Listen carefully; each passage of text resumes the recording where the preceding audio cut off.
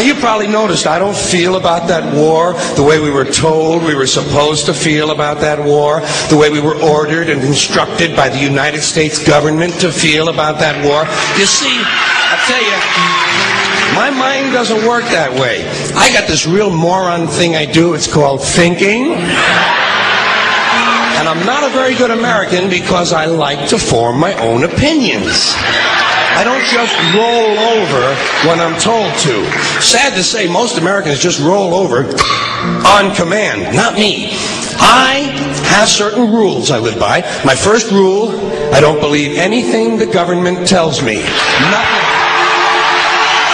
Zero. Nope.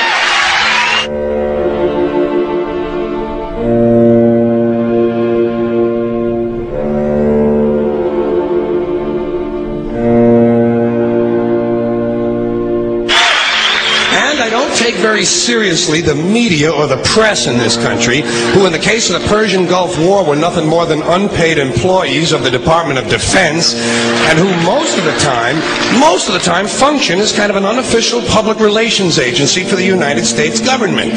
So I don't listen to them. I don't really believe in my country, and I gotta tell you folks, I don't get all choked up about yellow ribbons and American flags. Now, to balance the scale, I'd like to talk about some things that bring us together. Things that point out our similarities instead of our differences. Because that's all you ever hear about in this country is our differences. That's all the media and the politicians are ever talking about, the things that separate us, things that make us different from one another. That's the way the ruling class operates in any society. They try to divide the rest of the people. They keep the lower and the middle classes fighting with each other so that they, the rich, can run off with all the fucking money. Fairly simple thing happens to work. You know, anything different, that's what they're going to talk about. Race, religion, ethnic and national background, jobs, income, education, social status, sexuality, anything you can do, keep us fighting with each other so that they can keep going to the bank. You know how I describe the economic and social classes in this country? The upper class keeps all of the money, pays none of the taxes. The middle class pays all of the taxes, does all of the work. The poor are there just to scare the shit out of the middle class. Keep them showing up at those jobs.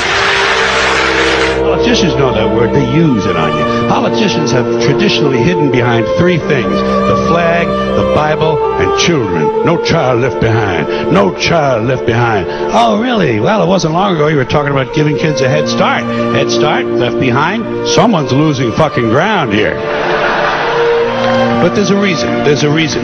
There's a reason for this. There's a reason education sucks, and it's the same reason that it will never, ever, ever be fixed. It's never going to get any better. Don't look for it. Be happy with what you got.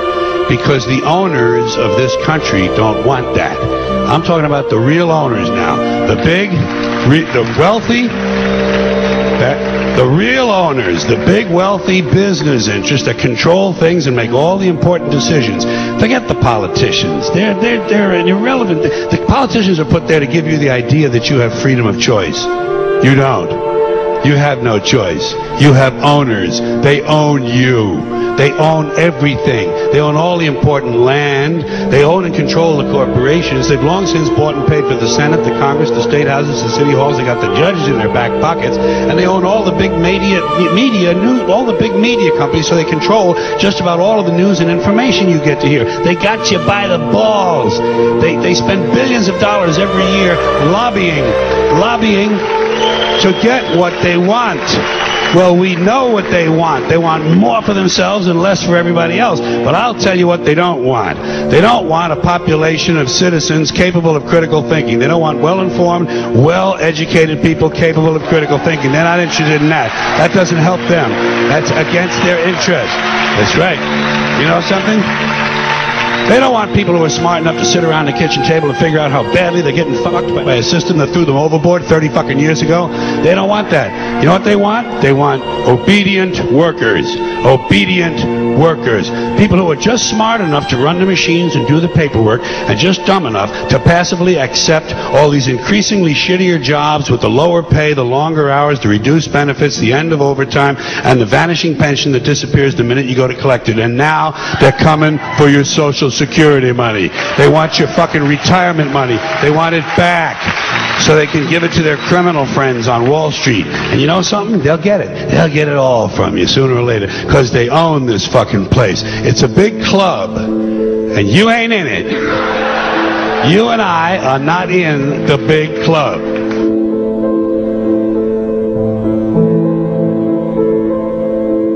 The greatest form of control is where you think you're free when you're being fundamentally manipulated and dictated to. One form of dictatorship is being in a prison cell and you can see the bars and touch them. The other one is sitting in a prison cell but you can't see the bar, you think you're free. What the human race is suffering from is mass hypnosis. We are being hypnotized by people like this. Newsreaders, politicians, teachers, lecturers. We are in a country and in a world that is being run by unbelievably sick people. The chasm between what we're told is going on and what is really going on is absolutely enormous. The greatest hypnotist on planet Earth is a oblong box in the corner of the room. It is constantly telling us what to believe is real.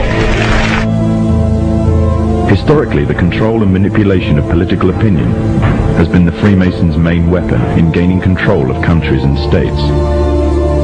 Once in control of the rulers and politicians of a country, laws and political structures could be changed in accordance with their agenda.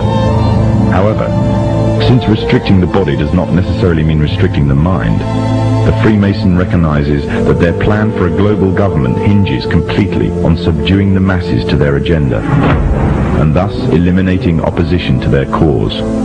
And the greatest threat to their plan, posing more danger than any army or law, is the threat of a free-thinking mind. In order to eliminate this threat and to achieve their objective, the Masons have set about the boldest plan ever devised: the complete control of every aspect of human life, your life.